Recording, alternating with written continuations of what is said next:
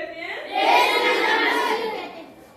जिन संख्याओं को p बटा q के रूप में व्यक्त किया जाता है, लिखा जा सकता है, उसे परिमेय संख्या कहते हैं। जहाँ p और q पूर्णांक होते हैं, पूर्णांक ऊपर लिखा है, पूर्णांक कहते हैं ऊपर अंश और हर दोनों पूर्णांक होने चाहिए, तभी हमारी परिमेय संख्या होगी। लेकिन q कभी भी शून्य नहीं हो सकता है। q बोले तो हर, q का मतलब हर 0 होने पर कौन सी संख्या होगी? अपरिमेय। कौन सी होगी? परिमेय संख्या नहीं होगी। क्यों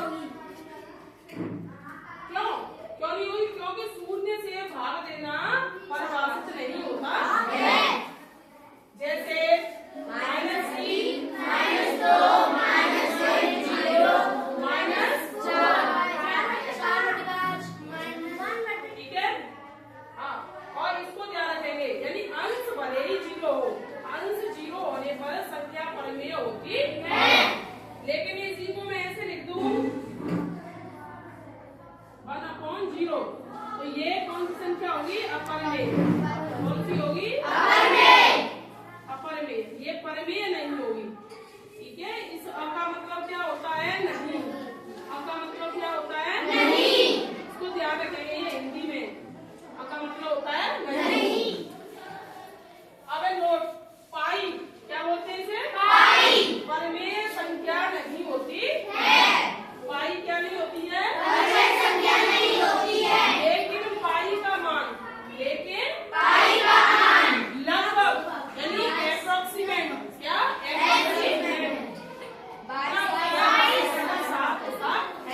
वास्तविक 22/7 नहीं होता है, लगभग में होता है। किसमें होता है?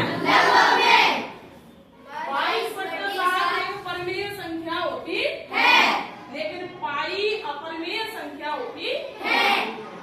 कौन सी होती है पाई? अपरिमेय संख्या। ध्यान रहेगा।